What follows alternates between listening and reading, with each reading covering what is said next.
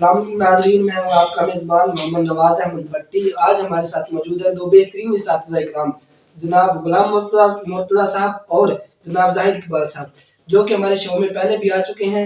آج ہم ان دونوں سے اس موضوع پہ بات کریں گے کہ ہمارا تعلیمی نظام کیسا ہے، ہمارے تعلیمی ادارے کیسے ہیں، کیا ہمارے تعلیمی ادارے ہمارے بچوں کی تربیت میں کچھ کردار ادا کر رہے ہیں یا نہیں۔ تو آؤ جانتے ہیں ان کی زبانی ہمارے تعلیمی اداروں کا حال۔ السلام علیکم بھائی، کیسے ہیں آپ؟ وعلیکم السلام، الحمدللہ سر، آپ سنائیں۔ زاہد بھائی، آپ جزاک اللہ، مزاج کیسے ہیں؟ بہت اچھے، چلو ماشاء اللہ۔ تو بھائی آپ کیا کرتے ہیں؟ آج کل پرائیویٹ ٹیچنگ کر رہے ہیں پرائیویٹ اداروں میں۔ تو تعلیم کیا ہے آپ کی؟ میں نے بی ایس کیمسٹری کی ہوا ہے۔ کیمسٹری کی ہو، ماشاء اللہ۔ زاہد بھائی آپ؟ جی سر، میں نے ایم ایس سی اسٹارٹ ہے میری میتھ میں، اور بس یہی کر صحیح۔ تو تعلیم ایک بہترین شعبہ ہے، آپ کس میں پڑھاتے ہیں؟ میں کیمسٹری سے پڑھاتا ہوں، ساتھ اپنی انٹرسٹ کے لیے ساتھ باقی میں پڑھا لیتا ہوں۔ زاہد بھائی آپ؟ جی، میں میتھ پڑھاتا ہوں، اور میری انگلش جو ہے تھوڑی سی ویک تھی، تو اسی لیے میں ساتھ اپنی انگلش بہتر کرنے کے لیے بچوں کو پڑھا رہا ہوں۔ اچھا، صحیح۔ غلام مرتضیٰ بھائی، آپ ہمارے علم میں اضافہ کریں کہ بچوں کو کیسے پڑھانا چاہیے؟ بچوں کو جو ہر ٹیچر ہوتا ہے اس کا ٹیچنگ وے ڈیفرنٹ ہوتا ہے، کسی کا سیم نہیں ہو سکتا۔ تو میرا یہی خیال ہے بچوں کو ایزی وے میں پڑھانا چاہیے، بچوں کو ان کے آئی کیو لیول کے مطابق پڑھانا چاہیے۔ ایسا نہ ہو آپ ماسٹر کر کے آئے ہو، آپ اپنا جو آپ نے پڑھا ہوا ہائی لیول کا وہ بچوں کو پڑھانا، بچوں کو سمجھنے نہیں، بچوں کو ان کے آئی کیو لیول کے مطابق پڑھانا چاہیے۔ زاہد بھائی آپ کچھ اس میں اضافہ کریں گے؟ جی بس میں ان سے اتفاق کرتا ہوں، یہی بات میں اضافہ کروں گا کہ بچوں کے ساتھ بچہ بننا پڑتا ہے، پھر آپ ان کو جو ہے نا پڑھا سکتے ہیں، ان کو بتا سکتے ہیں، بچوں کے دوست بن جائے، اتنا بھی دوست نہ بنے کہ لمٹ ہی کراس ہو جائے، وہ آپ کو سمجھے نہیں۔ عزت و احترام کا مقام رہنا چاہیے بس۔ زاہد بھائی، کہا جاتا ہے کہ آج کل بچے اور ٹیچر کے درمیان ایک ریلیشن شپ والا ماحول ہونا چاہیے، مطلب کہ دوستی وغیرہ ایسا ہونا چاہیے کہ استاد اور شاگرد کم ہے، دوستی زیادہ ہے۔ تو کیا آپ اس بات سے متفق ہیں؟ نہیں، بالکل نہیں، ایسا نہیں ہونا چاہیے۔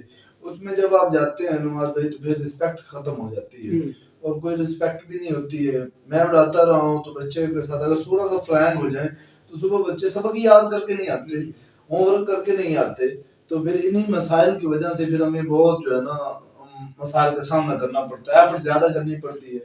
اور بچوں کے ساتھ فرینکلی ماحول نہیں کریں تو جو پڑھاتے ہیں وہ اچھی طرح تیار کر کے آتے ہیں، انہیں ڈر ہوتا ہے۔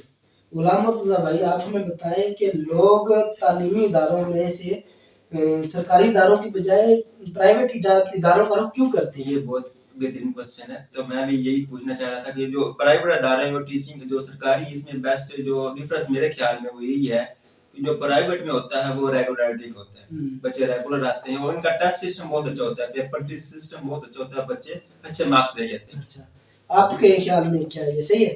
میرے خیال میں یہ تھوڑا سا بیسٹ ہے، پیسے ضائع کرنے کا ایک بہترین طریقہ پرائیویٹ ادارے ہیں۔ سرکاری ادارے میں دراصل دیکھیں آپ، وہاں غریب طلبہ بھی جا سکتے ہیں، کوئی فیس نہیں ہوتی، کوئی کچھ نہیں ہوتا، اور ایک ماں باپ کے پاس اگر جوتا لینے کے پیسے نہیں ہیں تو سرکاری ادارہ اسے معاف کرتا ہے۔ سرکاری ادارے بیسٹ ہیں، میں ان کی بات سے اتفاق کرتا ہوں، ریگولرٹی تو ہے، سب کچھ ہے، لیکن سرکاری اداروں میں تھوڑی سی انسانیت ہے، وہ اچھے طریقے سے۔ یہ حال ہی میں ہماری حکومت نے ایک قانون پیش کرنے جا رہی تھی کہ جو سرکاری اسکول ہیں ان کو پرائیویٹ کیا جا رہا تھا، لیکن کسی وجہ سے ان پہ عمل نہ ہو سکا۔ تو کیا صحیح تھا یا غلط تھا فیصلہ؟ جی دیکھیں نواز بھائی، جہاں میں نے اس کی سرچ کی تو وہ معاملات جو ہے نا بالکل ہی خراب تھے، غلط تھا۔ ابھی ہمارے پاس دیکھیں بوائز اور گرلز اسکول الگ ہیں، تو اسلام ہمیں اجازت نہیں دیتا کہ لڑکیوں اور لڑکوں کو اکٹھا پڑھایا جائے۔ اور پیپ کے سسٹم میں آپ دیکھیں تو ایک سائڈ پہ لڑکیاں بیٹھی ہوتی ہیں نوجوان، اور دوسری سائڈ پہ نوجوان لڑکے بیٹھے ہوتے ہیں، تو بہت ساری ایسی پرابلمز آ جاتی ہیں کہ جو ہمارے ریگولر لائف میں ہمیں تباہ کرتے جا رہے ہیں، ہمارے دلوں سے ایمان جو ہے ختم ہوتا جا رہا ہے۔ تو یہ سرکاری ادارے اچھے ہیں کہ دیکھیں ایک طرف بوائز ہائی اسکول ہے تو دوسری گرلز ہائی اسکول ہے، بیسٹ ہے یہ طریقہ کار۔ اگر آپ کو کچھ پے میں زیادہ لگ رہی ہے کہ ٹیچروں کی پے زیادہ، تو آپ انہیں کم کر سکتے ہیں، یہ نہیں کہ آپ انہیں پرائیویٹ کر دیں۔ پرائیویٹ ادارے میں میٹرک کا ٹیچر بھی پڑھا رہا ہے، آج 8ویں پاس بھی پڑھا رہا ہے، اس کو پتہ ہی کوئی نہیں ہے، پڑھائی جا رہا ہے، بس جی اندھا دھند پڑھائی جا رہا ہے، ایسا نہیں۔ اور لیکن جو سرکاری ادارے وہاں ایک تعلیم یافتہ طالب علم۔ بڑا اچھا جواب دیا آپ نے ماشاءاللہ سے۔ آپ سے سوال ہے کہ تعلیم کے ساتھ ساتھ کیا سکلز ہونا ضروری ہے؟ بالکل، آج کے دور میں تعلیم میں تعلیم بھی ضروری ہے لیکن ساتھ ساتھ وہ اسکل بھی ہونا ضروری ہے. تعلیم اس سے ضروری ہے کہ وہ حضور اکرم کا فرمان ہے کیا علم والے اور جاہل برابر ہو سکتے ہیں.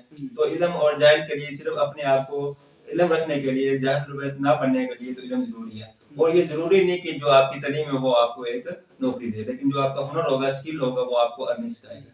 زاہد بھائی آپ اس پہ تھوڑی سی روشنی ڈالیں ذرا. جی میں جو ہے نا دیکھیے اب میں نے بی ایس سی کی تو جب میں بی ایس سی کر چکا تو میرے پاس کوئی ڈپلوما نہیں تھا, کوئی اسکل نہیں تھی.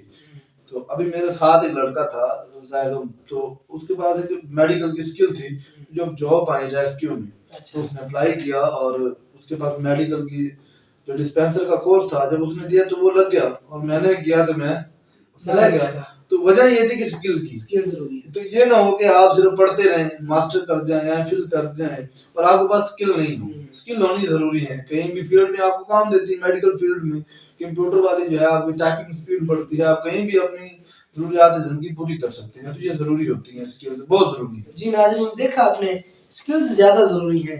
آج کل پاکستان کا نوجوان زیادہ تعلیم یافتہ نوجوان بے روزگار بھی اسی وجہ سے ہے کہ اس کے پاس شاید صرف تعلیم کی ڈگریاں ہیں, کافی ساری ڈگریاں ہاتھ میں لے کے پھیلا ہے لیکن اس کے پاس اسکل نہیں ہے. اور پاکستان میں تو آپ کو پتہ ہے ماشاءاللہ سے بڑی نوکریاں ہیں, اتنی نوکریاں ہیں کہ سارے کے سارے بے روزگار ہیں. اور ایک چھوٹی سی میں بات کرنا چاہوں گا, ہمارے نبی صلی اللہ علیہ وسلم نے نظریے سے زیادہ تجربے کو فوقیت دی, اور تجربہ جو ہے وہ ہمیں اسکل سے ملتا ہے نہ کہ نظریہ سے. صحیح.